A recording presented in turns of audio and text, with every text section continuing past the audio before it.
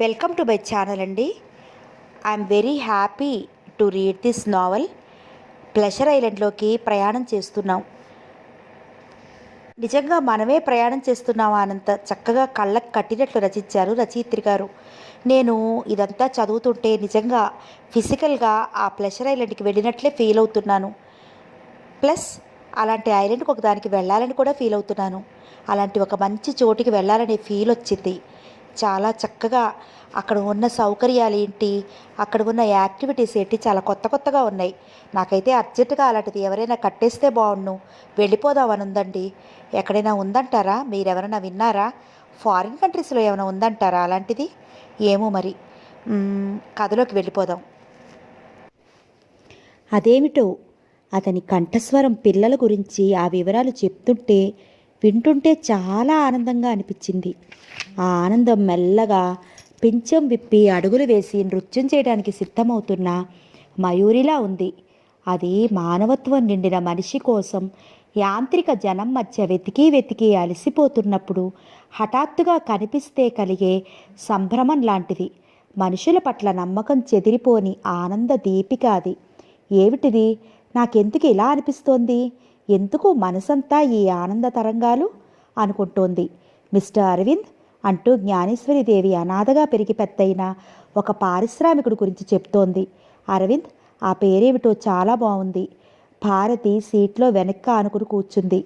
అతను కూడా ఆ విధంగానే కూర్చున్నాడు. జ్ఞానేశ్వరి అడిగిన ప్రశ్నలకి అతను మధ్య మధ్యలో తల మాత్రం ఇటు తిప్పి జవాబు చెప్తున్నాడు.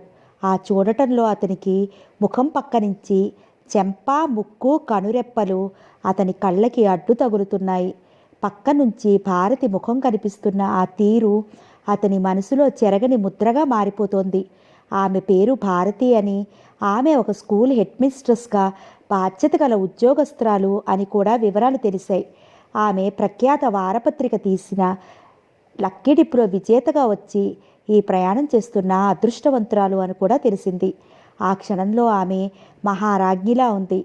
అదృష్టం, అవకాశం ఆమెను వెతుక్కుంటూ రావాల్సిందే తప్ప దానికోసం ఆమె పాదాలు కదలవు, ఆ ప్రయత్నం చెయ్యవు అనిపిస్తోంది. ఇంతలో స్టీమర్లో అనౌన్స్మెంట్ వినిపించింది. ఇప్పుడు మీరు దూరం నుంచి ప్లెజర్ ఐలాండ్ దివ్యదర్శనం చేయబోతున్నారు. అందరూ మాటలు తగ్గించేశారు. ఆసక్తిగా చూస్తున్నారు. స్టీమర్లో లైట్లు ఆరిపోయాయి. అందరూ ఓ అని అరిచారు. ఇంతలో దూరంగా ఆ రాత్రివేళ నిశీధి అపార జలరాశి మధ్య పసిడి వెలుగుల పంచె వెన్నెల వెలుగుపుంత ఒకటి కనిపించింది. బంగారు గోపురాలతో ఒక అద్భుత కళావైభవం ఎక్కడో ఎన్నో వందల సంవత్సరాల కాలగర్భంలో చిక్కడిపోయి ఇప్పుడిప్పుడే ఆ సముద్ర గర్భంలో నుంచి పైకి వస్తున్నట్లున్న అపురూప దృశ్యం. అది చరిత్రలో ఎవ్వరూ ఎప్పుడూ మళ్ళీ సృష్టించలేరు అన్నట్లున్న రాజప్రాసాదం. దాని గోపురాలు కొనలు తేలి మెరిసిపోతున్నాయి. విశాలంగా మహావిరాట్ స్వరూపంలా క్రమంగా దగ్గరవుతున్న ఆ రాజప్రసాదం రకరకాల రంగురంగుల లైట్ల ఫోకస్లతో చూసేవారు తమ ఉనికిని మర్చిపోయి దాన్ని అద్భుత వీక్షణలతో పరవశులైపోయారన్నట్లుంది. స్టీమరు మెల్లగా దగ్గరికి వెళ్తోంది. ఎదురుగా ఆ రాజప్రాసాదం నుదిటిన పాసికం కట్టినట్లు అందమైన అక్షరాలతో ప్రేమపీఠం అని ఉంది. అందరూ అది చూడగానే హర్షాతిరేకంతో ఓ అని అరిచేశారు. మానవాద్భుతాల వరమాల అయిన ప్లెజర్ ఐలాండ్లో ఆ ఐలాండ్కి ఒక హృదయం లాంటిది ప్రేమపీఠం. దాన్ని గురించి షా అండ్ షా కంపెనీ వారు చేసిన ప్రకటనలు, దాని వైభవం చదివిన వారు జీవితంలో ఏ పని చేసైనా సరే ప్లెజర్ ఐలాండ్ మీద అడుగుపెట్టి ఈ ప్రేమపీఠం అద్భుత భవనంలో ఒక్కరోజైనా గడపాలి అని వాపోతున్నారు. ప్లెజర్ ఐలాండ్ చూడాలని ఎన్నో లక్షల మంది తహతహలాడుతుంటే ఆ మరో అదృష్టం తమకే దక్కిందని స్టీమర్లో వారు సంతోషంగా కేకలేస్తున్నారు.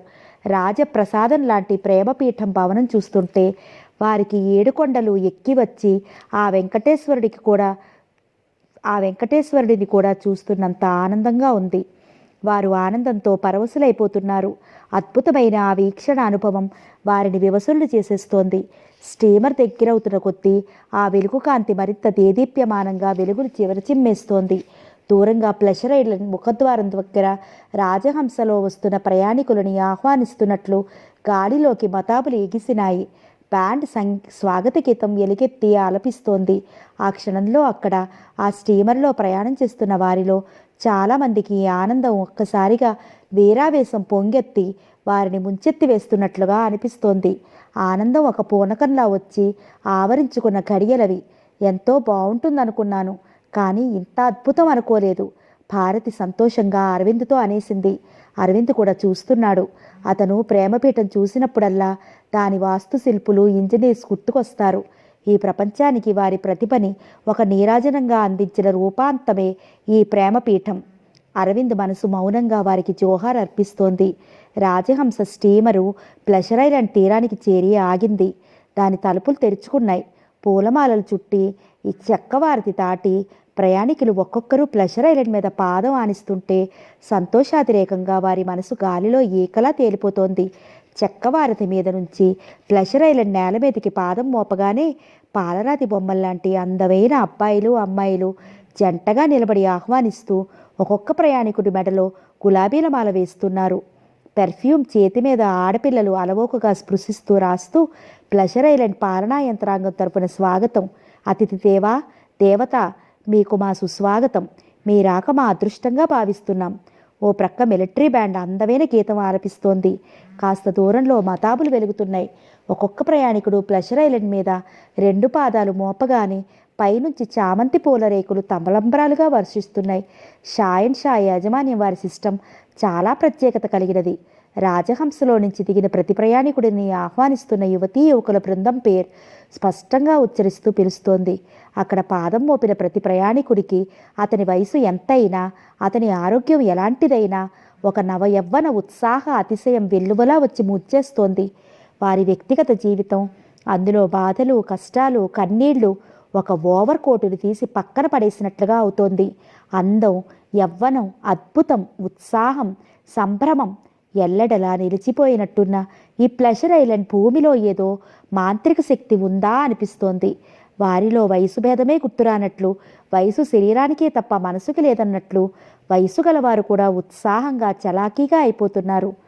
రాజహంసలో నుంచి దిగగానే ప్రయాణికులందరినీ పూలపందిరి కింద వేసిన అందమైన కుర్చీలలో ఆసీనులు చేశారు. పసుపు, ఇటుక రంగుల కలయికలో యూనిఫామ్ ధరించిన యువతీ యువకులు జంటగా వచ్చి వారికి వెండి పాత్రలలో పానీయం ఇచ్చారు. ఒక యువకుడు ట్రే పట్టుకుంటే ఒక యువతి అందులో నుంచి, అది ప్లెజర్ ఐలాండ్లో మాత్రమే లభించే ప్రత్యేక పానీయం, తన నాజూకైన చేతితో తీసి ప్రయాణికులకు అందిస్తోంది. అలా ఎంతోమంది జంటలు ఆ విశాలమైన పూలపందిరి కింద పానీయం అందిస్తున్నారు. అది నిండిన వెండి పాత్ర చేతుల్లోకి తీసుకోగానే సువాసనాభరితమైన దాని రుచి పుక్కుపుటాల్లోకి వెళ్ళిపోతోంది. దానిని క్షణమైనా ఆలస్యం చేయకుండా నోటి దగ్గరికి తీసుకుని అందరూ రుచి చూస్తున్నారు. తేనె రంగులో ఉన్న ఆ పానీయం రుచి నాలికకి తగలగానే వాహ్, అద్భుతం అనిపిస్తోంది. ఆ భావన వారి ముఖంలోకి, కళ్ళల్లోకి ఎలక్ట్రిక్ షాక్లో వచ్చేస్తోంది. అది గులాబీ రేకుల సువాసన, సంపంగి వాసన. తేనె రంగులో ఉన్న ఆ పానీయం నాలికకు తగిలితే ఆ రుచి ఏదో తెలిసినట్లే ఉంది. కానీ మళ్ళీ ఖచ్చితంగా చెప్పలేకపోతున్నారు. ఒక అతను పరవశుడైపోయి పానీయం అందిస్తున్న అమ్మాయితో నాకింకో గిన్నె కావాలి అన్నాడు బిగ్గరగా. ఆమె మనోహరమైన చిరునవ్వు నవ్వింది. చాలా కోమలమైన కంఠంతో, నో సర్, ఇంకో గ్లాస్ తాగితే మీరు ఇక్కడి నుంచి లేవలేరు. ఇక్కడే 12 గంటల పాటు నిద్రపోతారు అంది ఇంగ్లీష్లో. అతడు కంగారుగా చూశాడు. అలాగా, వద్దు వద్దు అన్నాడు. ఇంకో ప్రయాణికుడు ఆదుర్దాగా, ఇది మత్తు పానీయమా? మరి నాకు ఇప్పుడు నిద్ర వస్తుందా అన్నాడు. నో సార్, దీన్ని తయారు చేసే పాలలో శ్రేష్టత అదే. ఈ గ్లాసు మోతాదు తీసుకుంటే మీకు చాలా రిలాక్సింగ్గా ఉంటుంది. ఇది బ్లడ్ ప్రెషర్ని కంట్రోల్ చేస్తుంది. డయాబెటీస్ వారి షుగర్ కంట్రోల్ అవుతుంది. శక్తిని, పుష్టిని ఇస్తుంది. దేనితో తయారు చేస్తారు? ఒక మందుల కంపెనీ యజమాని ఉత్సాహంగా అడిగాడు. అడవి మూలికలతో చేసిన ఆయుర్వేద పానీయం. దీనికోసం జావా, సుమిత్రా దీవుల నుంచి కొన్ని, హిమాలయాల నుంచి కొన్ని ఔషధ మూలికలు తెచ్చి ప్లెజర్ ఐలాండ్లో పెంచుతున్నారు. మీకు ఇక్కడ చాలా తిరగవలసిన అవసరం ఉంటుంది. మీకు ఆసక్తిని కలిగించే ఔషధం లాంటి పానీయం ఇది అని చెబుతూనే ఆ అమ్మాయి ముందుకు కదిలింది. ఎంత ఓపికగా చెప్పింది అన్నాడు ఓ పెద్ద ఆయన. వారి డ్యూటీ అది. ప్లెజర్ ఐలాండ్ గురించి ప్రకటనలో షా యాజమాన్యం ప్రతి ప్రయాణికుడు మా ప్రత్యేక అతిథి అని చెబుతూనే ఉన్నారుగా అన్నాడు ఇంకో అతను. ప్రయాణికులందరిలో అలసట పోయింది. అందరి ముఖాలు కళకళ్లాడసాగాయి. అరగంట తర్వాత ప్రయాణికులందరినీ పూల పందిరి నుంచి 5వ శతాబ్దాన్ని గుర్తుకు తెచ్చే ముఖద్వారం గుండా బయటికి తీసుకువచ్చారు. అక్కడ వరుసగా తళతళా మెరుస్తూ అప్పుడే షోరూం నుండి వచ్చాయా అన్నట్లు మెరుస్తున్న కారులు బారులు తీరి ఉన్నాయి. ఒక్కొక్క కారు వచ్చే ముందే ప్రయాణికులు ఏ కారులో ఎక్కాలో, ప్రేమపీఠంలో ఏ అంతస్తులో, ఏ రూమ్లో వారికి బస ఏర్పాటు చేశారో మైకులో వినవస్తోంది. కారు రావటానికి ముందే ప్రకటించిన పేర్ల ప్రకారం వచ్చి ప్రయాణికులు నిలబడుతున్నారు. కారు రాగానే వెళుతున్నారు. మిస్టర్ అరవింద్ కుమార్, మిస్ ప్రజ్ఞ, మిస్ భారతి, మిస్టర్ సుమన్, ఈ నలుగురికి ఒక కారు వచ్చింది. కారు వచ్చి ఆగగానే సుమన్ వెళ్ళి ముందు సీట్లో కూర్చున్నాడు. అతను కూనిరాగం తీస్తున్నాడు. చాలా ఉత్సాహంగా ఉన్నాడు. సుమన్కి సరిగ్గా వెనకే కూర్చోవాలని ప్రజ్ఞ తన ముందే ఎక్కి వెనక సీట్లో సుమన్కి వెనకే కూర్చుంది. ఆమె పక్క భారతి, తర్వాత అరవింద్ కూర్చున్నాడు. నలుగురు ఎక్కిన కారు వచ్చి హోటల్ ప్రేమపీఠం ముందు ఆగింది. కారు ఆగగానే గ్రీన్ గోల్డ్ కలయికతో యూనిఫామ్ ధరించిన ఒక వ్యక్తి గబగబా వచ్చి కారు తలుపు తీశాడు. అందరూ దిగారు. దిగగానే తలెత్తి చూశారు. రంగురంగుల మెత్తటి లైట్ల కాంతితో ప్రేమపీఠం ఆకాశంలోకి నిలువెత్తున విరాట్ స్వరూపంలా ఉంది. దాని ముందు నిలబడిన మనిషి చీమ కంటే చిన్నగా ఉంటాడు. దాన్ని చూస్తే మానవ మేధస్సులో తాగిన ఏదో బలమైన శక్తి ప్రాణం పోసుకుని మనిషినే సవాల్ చేస్తున్నదా అనిపిస్తోంది. దాని ఎదురుగా ఉన్న పూలగుత్తిలా ఉన్న ఫౌంటైన్లో నుంచి ఎగిసిపడుతున్న జలధారలు దాని ముందు అమర్చిన రంగురంగుల ఫ్లడ్ లైట్లలో వివిధ రంగులతో అలరారుతున్నాయి. అందరూ విశ్రాంతిగా కూర్చోవటానికి సిమెంటు రంగుకి బంగారు అంచు నగిషీగా దిద్దిన బెంచీలున్నాయి. వారికి ఇరుప్రక్కల పూల కుండీలు. అందరూ ప్రేమపీఠను విశాలమైన హాల్లోకి వచ్చారు. అప్పటికే అక్కడకు కార్లలో చేరుకున్న ప్రయాణికులతో కలకళ్లాడుతూ సందడిగా ఉంది. అక్కడ ప్రేమపీఠం యొక్క చరిత్ర, ఏ అంతస్తులో ఏ ప్రత్యేక విభాగంలో ఉందో సవివరంగా ఉంది. అంతేకాదు, ప్లెజర్ ఐలాండ్ మొత్తానికి ప్రేమపీఠం నాభి లాంటిది. ఐలాండ్ ప్రేమపీఠానికి నలుగువైపులా విస్తరించి ఉంది. ఎటు వెళ్ళినా మనిషి ప్రేమపీఠం యొక్క భవనానికి తూర్పు, పడమర, ఉత్తర, దక్షిణ ద్వారాల్లో ఏదో ఒకదానికి చేరుకోవలసిందే. అందువల్ల ఒంటరిగా వెళ్లాలనుకునే వారికి కూడా తప్పిపోతామేమో అనే బాధ లేదు. ప్లెజర్ ఐలాండ్ అంతటా ఈ 4 రోడ్ల వెంబడి వెళితే ఏ అందమైన అద్భుతమైన విషయాలున్నాయో న్యూస్ సవివరంగా కిలోమీటర్ల లెక్కలతో ఉంది. ఆ న్యూస్ ప్రింట్ చేసినది ఒక్కొక్క యాత్రికునికి అక్కడికక్కడే అందజేశారు. ప్రజ్ఞ, సుమన్ ముందు మాట్లాడుతూ నడుస్తున్నారు. భారతి, అరవింద్ వారి వెనుక మౌనంగా నడుస్తున్నారు. లిఫ్ట్ వచ్చింది. నలుగురికి ఒకే అంతస్తులో పక్కపక్క గదులొచ్చాయి. ఓ, వాట్ ఎ వండర్ఫుల్ థింగ్! ప్రజ్ఞ చప్పట్లు చరిచింది. అరవింద్ వెళ్ళి అద్దాల కిటికీలకున్న తెరని పక్కకు లాగాడు. కిటికీ పరదా లాగిన అరవింద్ ఒక్క నిమిషం అలాగే ఆగిపోయినట్లు పిత్తరువులా నిలబడిపోయాడు. అతని చెయ్యి పరదాని వదలటం కూడా మర్చిపోయినట్లు అలాగే ఉండిపోయింది. ఎదురుగా కనిపించిన దృశ్యం వర్ణించనలివి గాని అద్భుతం. ఎదురుగా క్రింద గంగానది ప్రవహిస్తోంది. ఋషికేశ్ అక్కడే అసలు ఏర్పడిందా అన్నట్లుగా ఉంది. ఋషికేశ్ అదేవిధంగా పొల్లిపోకుండా ఇక్కడ ప్రాణం పోశారు. గంగానదిలో పడవలు తిరుగుతున్నాయి. అవి హంసాకారంలో ప్రత్యేక పద్ధతిలో ఉన్నాయి. వాటిల్లో ఒక పడవ మీద ఒక పాశ్చాత్య సంగీతకారుడు గిటార్ మీటుతో పాట పాడుతున్నాడు. ఆ పాటలో అర్థం, నిన్ను చూడగానే నా జీవితాన్వేషణ పూర్తయింది ప్రేయసి, నువ్వే నా గమ్యం. పాట ట్యూన్ ఎంత బాగుంది, అర్థం మరీ బాగుంది. ఆ నదిలో, ఆ పడవలో ఆ దృశ్యం మరీ ఆనందమయంగా ఉంది. ఆ అరవింద్కి మనసు నిద్రాణలో నుంచి మెల్లగా మెలకు వచ్చి తెచ్చున్నట్టుగా, నవచైతన్యం ఏదో ఊపిరి పోసుకుంటున్నట్లుగా అనిపిస్తోంది. గంగానదిని, ఋషికేశ్ ఆశ్రమాన్ని ఇక్కడ సృష్టించేశారు. అసలు గంగానది ఒడ్డున ఉన్న ఆశ్రమం కూడా ఇంత బాగుండదేమో. ఆ నదిని అంత సహజంగా ఏర్పరచటంలో మన వాళ్ళ ఇంజనీరింగ్ ప్రతిభ ఓహ్ అనిపిస్తోంది. ఇంతలో గదిలో గోడల్లో ఎక్కడో అజ్ఞాతంగా అమర్చిన మైక్ సిస్టంలో నుంచి శుతిమెత్తని స్వరం పలుకుతోంది. Mister Arvind, miss Pragna, welcome to the room. మీకు ఏం కావాలన్నా మీ మంచం ప్రక్కనున్న గ్రీన్ బటన్ నొక్కండి. ఆమె ఆగింది. గదిలో మంచం ప్రక్క గ్రీన్ బటన్ 2 సార్లు వెలిగి ఆరింది. మీరేమైనా మాట్లాడండి, ఆమె ఆదేశించింది. థ్యాంక్ యూ అన్నాడు Arvind. No sir, you must not say thank you. We must say that word to you. మీరు మాకు అతిథి. సేవను చేసే భాగ్యం మాకు కల్పించినందుకు మేమే మీకు కృతజ్ఞత చెప్పుకుంటున్నాం. మీరు భోజనశాలకు వచ్చి భోజనం చేయవచ్చు, లేదా మీ గదికి తెప్పించుకోవచ్చు. ఈ గదిలో ఏ సౌకర్యాలు ఉన్నాయో అక్కడ డ్రెస్సింగ్ టేబుల్ అరలో కాగితాలున్నాయి, చూడండి. బాయ్. వాయిస్ క్లిక్మని ఏదో తీసేసిన ధ్వని. అరవింద్ ప్రజ్ఞ కోసం చూస్తున్నాడు. ప్రజ్ఞ అవతల బెడ్రూమ్ డోర్ తెరుచుకుని వచ్చింది. ఆమె డ్రెస్ మార్చేసుకుంది. బావా, నేను సుమన్ గారితో డిన్నర్కి వెళ్తున్నాను డిక్లేర్ చేసినట్టు చెప్పేసింది. కానీ ప్రజ్ఞ, అతను ఏదో చెప్పబోయాడు. బావా ప్లీజ్, ప్రజ్ఞ అంటూనే వెళ్ళిపోయింది. ప్రజ్ఞను ఆపటం అతనికి సాధ్యం కాదు, అతనికి తెలుసు. అరవింద్ అక్కడ సోఫాలో కూర్చుండిపోయాడు. తెరిచిన కిటికీ తలుపుల నుంచి దూరంగా పాట వినిపిస్తోంది. నా జీవితాన్ని వెన్నెల చేస్తావు ఓ ప్రేయసి, నీ చేతి స్పర్శతో కఠిన శిలనైన నేను ఒక సుకుమార మనస్కుడిగా మారాను. అరవింద్ నిట్టూర్చాడు. ప్రజ్ఞని జాగ్రత్తగా మావయ్యకి మళ్ళీ అప్పచెప్పాలి. ఇక్కడికి తను రావటంలో తన కర్తవ్యం అది. ప్రజ్ఞ తనను పెట్టాల్సిన తిప్పలు రాజ్దూత్ స్టీమర్లోని సుమన్ పక్కన కూర్చుని నాంది పలికేసింది. తను ఎంత వద్దనుకున్నా ఈ జీవితం వదిలించుకోలేడు. తన ఇష్టం వచ్చినట్టు బ్రతకలేడు. అరవింద్ వెళ్ళి స్నానం చేసి డ్రెస్ మార్చుకుని వచ్చాడు. అతనికి గదిలో ఉండబుద్ధి కాలేదు.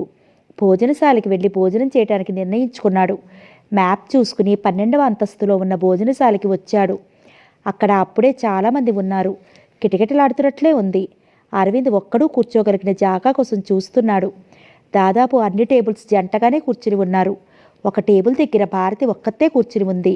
అరవింద్ వేరే టేబుల్ దగ్గరికి వెళ్తుంటే బేరర్, అది రిజర్వ్డ్ సార్ అన్నాడు. అరవింద్ ఇంకో చోట స్థలం కోసం తనే వెళ్ళి వెతుకుతున్నాడు. బేరర్, ఇట్రండి సార్, ఇక్కడ ఖాళీగా ఉంది. సవినయంగా తీసుకెళ్లి భారతి పక్కన చోటు చూపించాడు. అరవింద్కి అక్కడ కూర్చోక తప్పలేదు. హలో అన్నాడు. అప్పటికే తలెత్తి అతన్ని చూసిన భారతి కళ్ళల్లోకి రిలీఫ్ వచ్చింది. హలో అంది. ఇద్దరూ పక్కపక్కన కూర్చుని ఉన్నారు. బేరర్ మెనూ కార్డు తెచ్చాడు. ఆకలేస్తోంది అంది భారతి. అరవింద్ భోజనం ఇద్దరికీ చెప్పాడు. Thank God మీరొచ్చారు.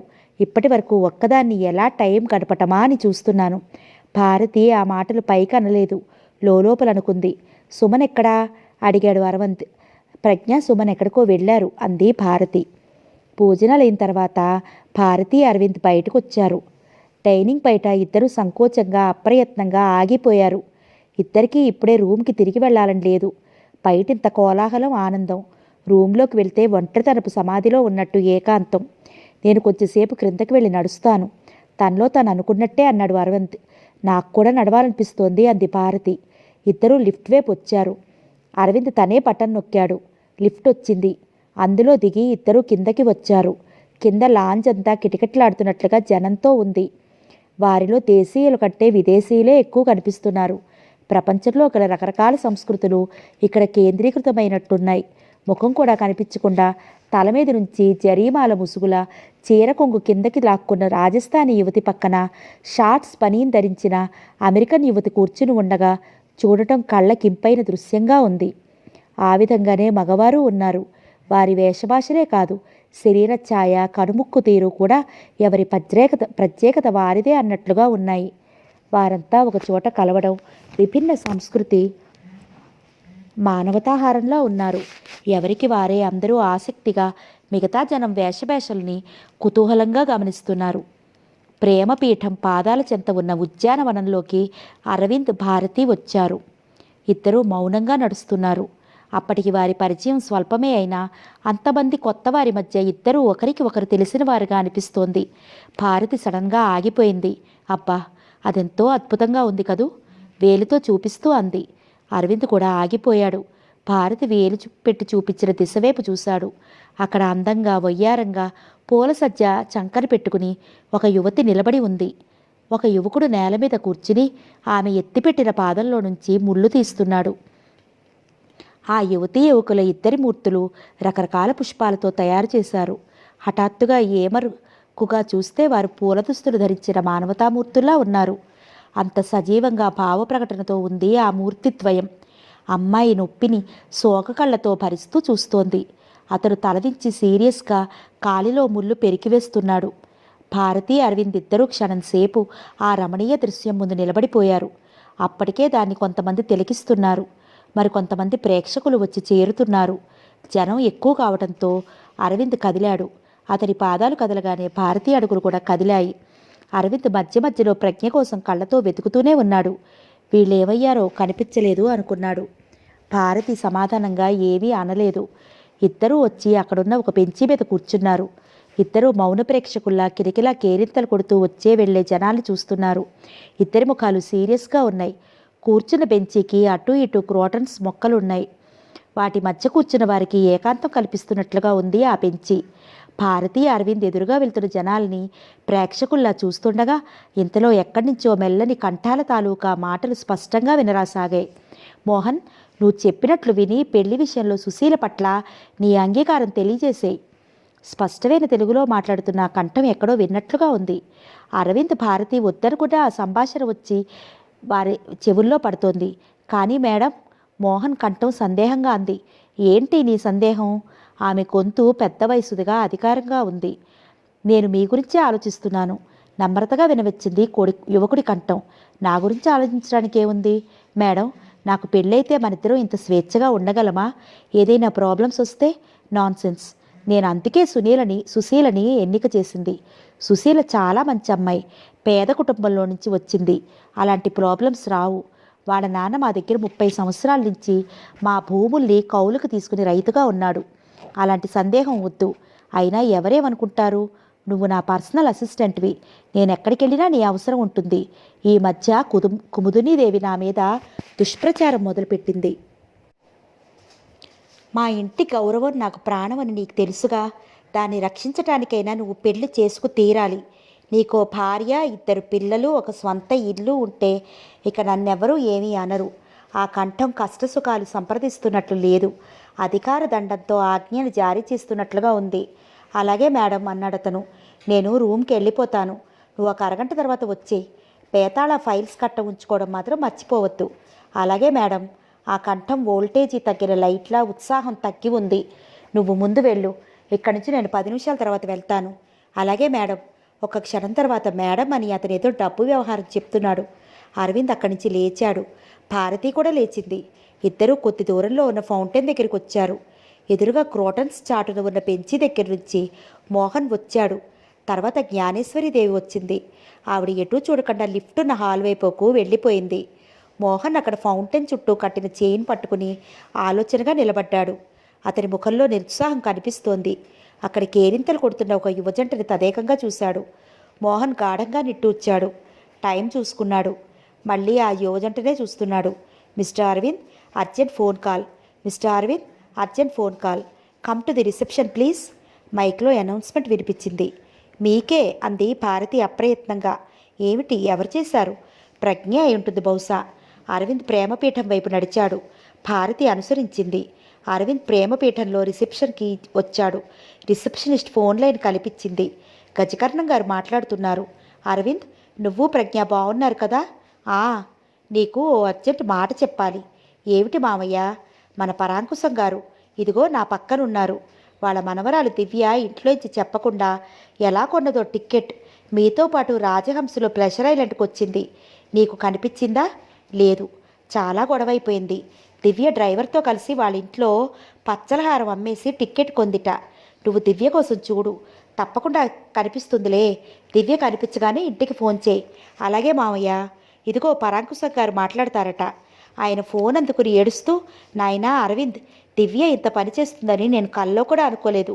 ఒక్కతే వచ్చింది చిన్నపిల్ల. మీరు భయపడకండి. దివ్యని నేను వెతుకుతాను.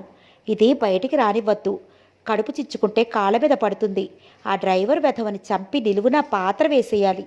మీరు ఆవేశపడకండి. నాయనా అరవింద్, నా ఇంటి గౌరవం నీ చేతిలో పెట్టాను. భయపడవద్దు. నేనంతా చూస్తాను. దివ్యని క్షేమంగా మీ ఇంటికి చేర్చే బాధ్యత నాది. సరేనా? ఆ భగవంతుడు నిన్ను చల్లగా చూడాలి. ఉంటాను అన్నాడు అరవింద్. ఫోన్ గజకర్ణం గారు తీసుకున్నారు. అరవింద్, ప్రజ్ఞ ఏం చేస్తోంది? ఇక్కడే ఉంది మామయ్య. ఇప్పుడే ఆ చివరికి ఐస్ క్రీమ్ తెచ్చుకోవడానికి వెళ్ళింది. సంతోషంగా ఉందా? చాలా. పోనీలే, నాకు కావాల్సింది అదే. అరవింద్, ప్రజ్ఞ విసిగించినా నువ్వు విసుక్కోవద్దు. అలాగే మామయ్య. ఉంటాను. మళ్ళా చేస్తాను ఫోన్. ఆయన పెట్టేశాడు. అరవింద్ ఫోన్ పెట్టేస్తూ గట్టిగా ఊపిరి తీసుకుని వదిలాడు.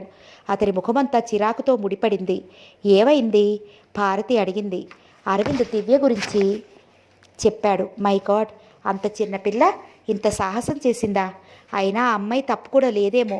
షాయన్ షా కంపెనీ వారు ప్లెజర్ ఐలాండ్ గురించి చేస్తున్న ప్రకటనలు అంత ఉద్వేగపూరితంగా ఉన్నాయి. టీవీ పెడితే ఇదే, రేడియోలోనూ అదే, వీధుల్లో రోడ్ల పక్కన పోస్టర్లు, బస్సులో వెళ్తుంటే ఇవే దర్శనం. అందరూ దీన్ని చూడాలని తప్పించిపోతున్నారు. నేను దివ్యను వెతకాలి, మీరు? అన్నాడు సందేహంగా. నేను ఆ రూమ్లో ఒక్కదాన్ని కూర్చుంటే పిచ్చెక్కినట్లుగా ఉంది. నేను వస్తాను అంది భారతి.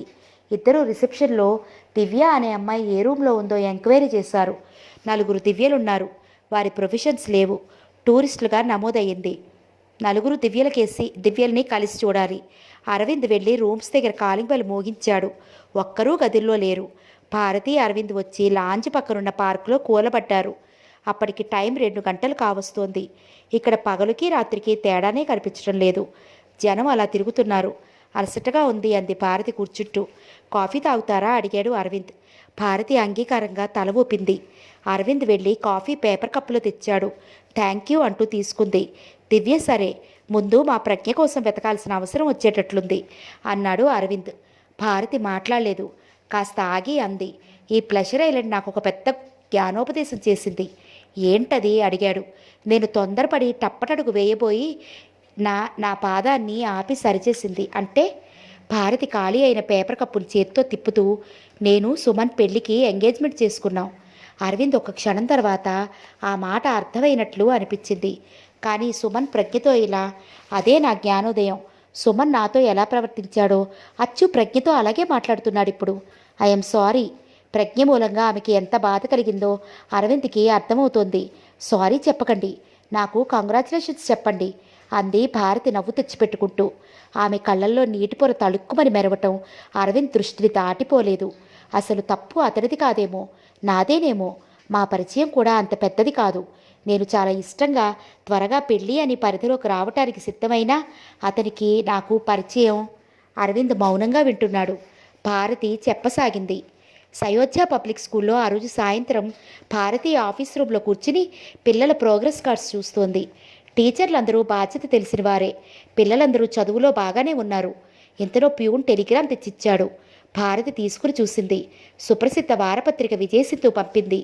వారు 2 నెలల నుంచే ప్రకటిస్తున్న పాఠకులకి ప్రత్యేక కానుక లక్కీ డిప్లో తను ప్రథమ విజేతగా వచ్చిందని తెలియజేస్తూ కంగ్రాచులేషన్స్ చెప్తూ ఉంది. భారతి విస్మయానందంతో అప్పుడే వచ్చిన అకౌంటెంట్ సుగుణమణికి చెప్పింది. సుగుణ వెళ్ళి టీచర్లకి చెప్పేసింది. స్కూల్ అయిపోయి ఇంటికి వెళ్ళటానికి సిద్ధమవుతున్న టీచర్లు పరిగెత్తుకు వచ్చి టెలిగ్రామ్ చూసి భారతిని మనసారా అభినందించారు. అప్పటికప్పుడే లెక్కల టీచర్ శ్యామల పర్స్ తెరిచి ప్యూన్ చేత స్వీట్ తెప్పించి భారత్ చేత అందరికీ ఇప్పించింది. అందరూ అభినందించారు. భారతి ఇంటికొచ్చింది. ఆ వార్త నమ్మలేనట్టు టెలిగ్రామ్ మళ్ళీ తెరిచి చూసింది. విజయసింధు వారపత్రిక మామూలు వారపత్రికలా మసాలా లేకుండా ప్రత్యేక సాహిత్య విజ్ఞాన నిధిగా ఉంటుంది. దాదాపు రీడర్స్ డైజెస్ట్లా ఉండే విజయసింధు అంటే భారతికి గాఢాభిమానం. 14 సంవత్సరాల నుంచి చందా కడుతుంది. దానిలోని ఆర్టికల్స్ చదివి ఫ్రెండ్స్తో చర్చలు చేయడం భారతికి ఎప్పటినుంచో అలవాటు. భారతి మూలంగా భారతి కొలీగ్స్ చాలామంది విజయసింధు చదవటం అలవాటు చేసుకున్నారు. ఇంటికి వచ్చేసరికి ఇంట్లో పినతల్లి 2 సార్లు విజయసింధు ఆఫీసు నుంచి ఫోన్ వచ్చిందని చెప్పింది. భారతి పినతల్లికి ఈ వార్త వినిపించింది. కాళ్ళు చేతులు కడుక్కుని బట్టలు మార్చుకుని బొట్టు పెట్టుకుంటుండగా ఫోన్ గణగణలాడింది. పినతల్లి వరలక్ష్మి ఫోన్ తీసింది. భారతి ఉందండి, ఒక్క నిమిషం అని. భారతి రా వాళ్లే అంది. భారతి వచ్చి తీసింది. భారతి వచ్చి తీసింది. హలో భారతి గారా, నేను విజయసింధు ఎడిటర్ రామ్ కుమార్నండి. ఈరోజు 12 గంటలకు తీసిన లక్కీ డిప్లో మీరు స్త్రీలలో ప్రథమ విజేత, పురుషుల్లో ప్రఖ్యాత పాప్ సింగర్ సుమన్ వచ్చారు. మీకు విజయసింధు తరఫున కంగ్రాచులేషన్స్. మీకు ప్లెజర్ ఐలాండ్కు వెళ్ళే టికెట్స్ 15వ తేదీ మేమే స్వయంగా ఒక చిన్న ఫంక్షన్లో మీకు అందజేస్తాం. థ్యాంక్ యూ అంది. అతను ఫోన్ పెట్టేశాడు. భారతి అక్కడే నిలబడిపోయింది. ప్లెజర్ ఐలాండ్కి తను వెళ్ళటమా? అందులోనూ తను పైసా ఖర్చు పెట్టకుండా. ఇది నిజమేనా కళ? మర్నాడు పేపర్లో భారతి ఫోటోతో పాటు ఈ వార్త ఉంది. పేపర్లో భారతి ఫోటోతో పాటు సుమన్ ఫోటో కూడా వేశారు. లక్కీ డిప్లో విజేతలైన ఈ ఇద్దరు విజయసింధు ప్రత్యేక అతిథులుగా ప్లెజర్ ఐలాండ్కి వెళ్తున్నారు. ఉదయం 6 గంటలకి ఫోన్ మోగటం మొదలుపెట్టింది. వార్త అందరికీ తెలిసిపోయింది.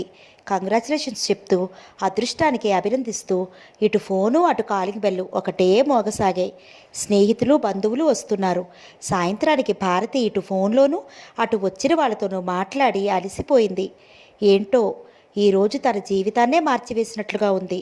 తను అనుభవించిన దానికంటే తన స్నేహితురాళ్ళు, బంధువులు, తెలిసిన వాళ్ళు గొప్ప థ్రిల్ అనుభవిస్తున్నారు. రాత్రి అయ్యేసరికి భారతి మంచం మీద తోటకూర కాడలా నీరసంగా వేలాడిపోతున్నట్లు పడుకుంది. ఫోను మళ్ళీ మోగింది. నీరసంగానే తీసింది. పాపం, వాళ్ళు తనని అభినందించడానికి రూపాయి ఖర్చు చేసి ఫోన్ చేస్తున్నారు. వారికి జవాబివ్వటం తన ధర్మం. హలో అంది. భారతి గారు ఉన్నారా? ఎప్పుడూ వినని స్వరం. ఆ కంఠం, ఆ మాట మాట్లాడటంలో ఏదో లయబద్ధంగా అనిపిస్తోంది. నేనే మాట్లాడుతున్నాను అంది. ఓ మీరేనా? Hearty congratulations.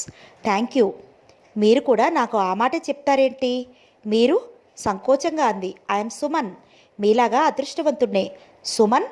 భారతి కంగారుగా అంది. ఎస్. మీరు పిలిచారా నన్ను? లేదు లేదు, ఇంకా కంగారు పడింది. సుమన్ అంటే మీరు పాట పాడే, మీరు పొద్దుట పేపర్లో మీ ఫోటో ఒకటే చూసుకున్నారా ఏంటి? పక్క ఫోటో నాది చూసారా? దానికింత పేరు చదివారా? చదివాను. కానీ మీరు ఫోన్ చేయటం, భారత్కి ఏం చెప్పాలో తెలియలేదు. సుమన్ పాటలంటే యువతరానికి ఎంత క్రేజో భారతికి బాగా తెలుసు. అతను లక్కీ డిప్పులో విజేతగా వచ్చాడని తెలుసు. కానీ ఇలా స్వయంగా ఫోన్ చేస్తాడని అనుకోలేదు. మీ తడబాటు చాలా బాగుంది. మీ తడబాటు చాలా బాగుంది. ప్రొద్దుట పేపర్ రాగానే బాయ్ టేబుల్ మీద పెట్టాడు.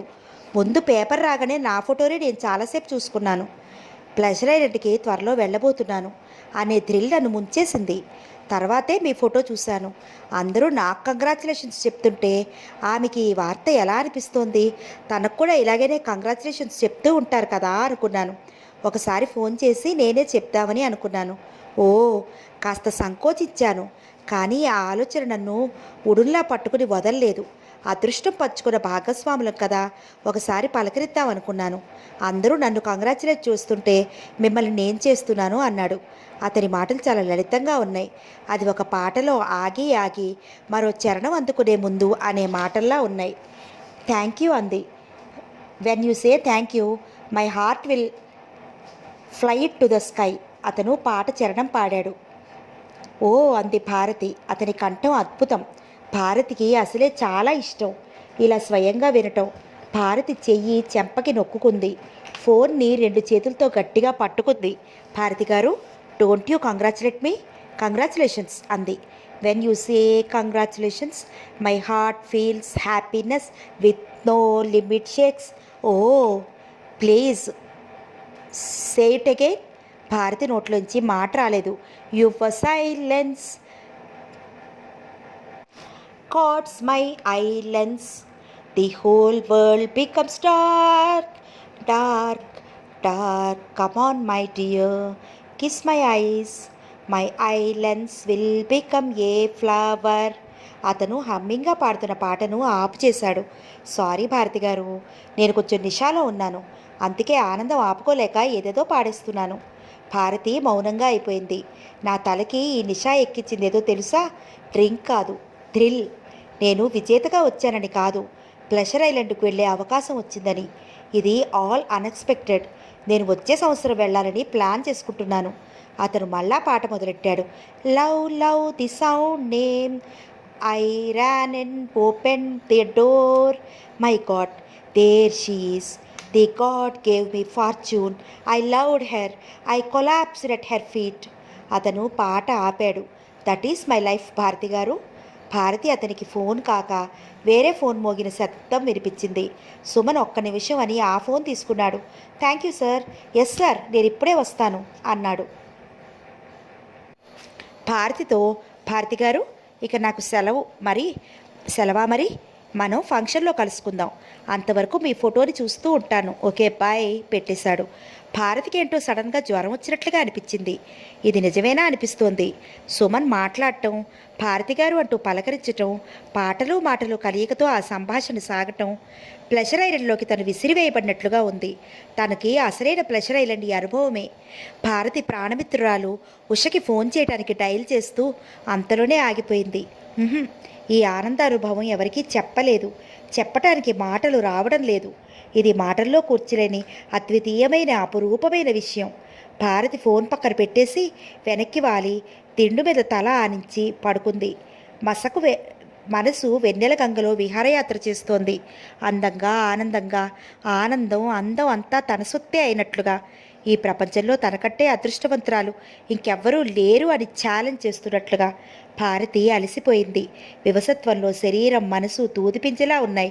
చాలా చిత్రమైన అనుభూతి. మర్నాడు భారతి నిద్రలేచేసరికి పూలగుత్తి డైనింగ్ టేబుల్ మీద ఎదురు చూస్తోంది. భారతి గారికి సుప్రభాతం సుమన్ అని ఉంది. భారతి వాటిని చూసింది. మధ్యాహ్నం అతను ఫోన్ చేశాడు. ఒక పాట రికార్డింగ్లో ఉన్నాడట. మధ్యలో ఖాళీ చేసుకుని వచ్చి చేస్తున్నట్ట. నా సుప్రభాతం అందుకున్నారా అని అడిగాడు. థ్యాంక్ యూ అంది. మరలా ఆ రోజు రాత్రి చేశాడు. మర్నాడు ఉదయం చేశాడు. ఆ రోజు ఆదివారం, స్కూల్కి సెలవు. భారతి ఇంట్లోనే ఉంది. రికార్డింగ్ క్యాన్సిల్ అయింది. ఏం తోచడం లేదు. డిన్నర్కి వస్తారా? మీరు మా ఇంటికి భోజనానికి రండి అంది. మీ ఇంటికి రావడానికి నాకు అభ్యంతరం లేదు, కానీ నేను వచ్చానని తెలిస్తే జనం. నిజమే అంది. మీరేమీ అనుకోరుకుంటే రాజ్మహల్ హోటల్కి వచ్చేయండి. నేను రిసెప్షన్ దగ్గర ఉంటాను. మీకు తెలుసుగా, ఆ హోటల్కి మామూలు వాళ్ళెవరూ రారు. నేను చాలా మామూలు మనిషిగా అక్కడ ఒక్కచోటే స్వేచ్ఛగా తిరుగుతాను. వస్తున్నారా? సరే, థ్యాంక్ యూ. నేను 6:30కి అక్కడ ఉంటాను. వర్షం పడుతున్నా పిడుగులు పడుతున్నా మీరు తప్పక వస్తున్నారు కదూ? రెట్టించాడు. You know you say beautiful monosyllables. అతను ఫోన్ పెట్టేశాడు. భారతి సరిగ్గా ఆ టైంకి అక్కడికి వెళ్ళింది. రిసెప్షన్ దగ్గర నిలబడింది. సుమన్ ముఖం మాత్రమే ఫోటోలో చూసింది. అతడు యువతలు ఎలా ఉంటాడో తెలియదు. దగ్గర పేపర్ పెట్టుకుంది. పేపర్ తీసుకుని మళ్ళా ఒకసారి చూస్తోంది. మీరు భారతి? పక్కనుంచి వినిపించింది.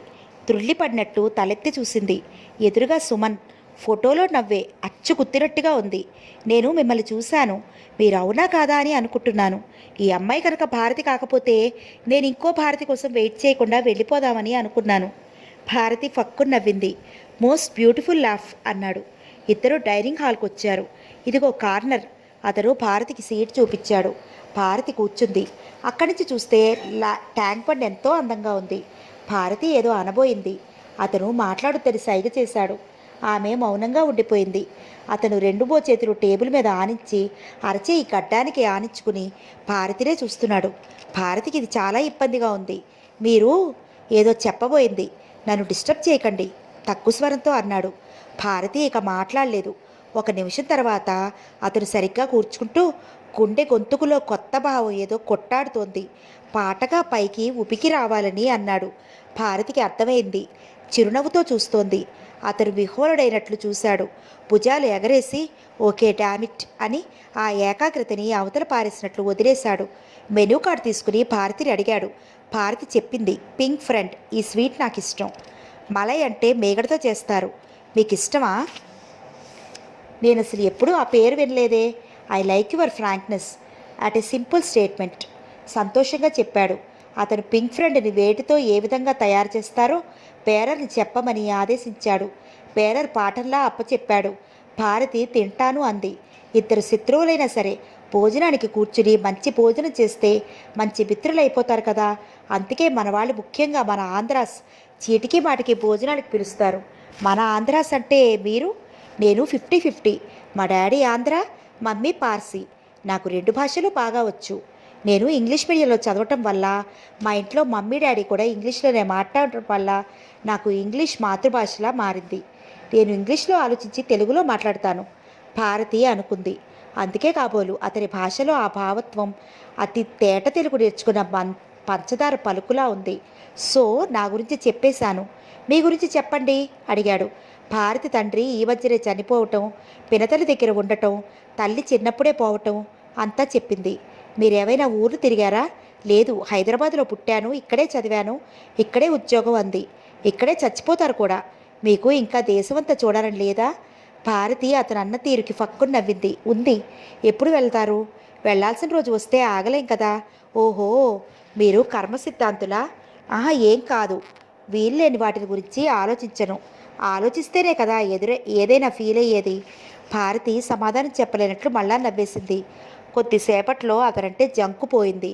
అతని ధోరణి ఇప్పటి వారిలా అతి తెలివిగా ప్రపంచమంతా జేబురుమల్లా మడిచి మా జేబుల్లోనే పెట్టుకున్నామన్నట్టు లేదు.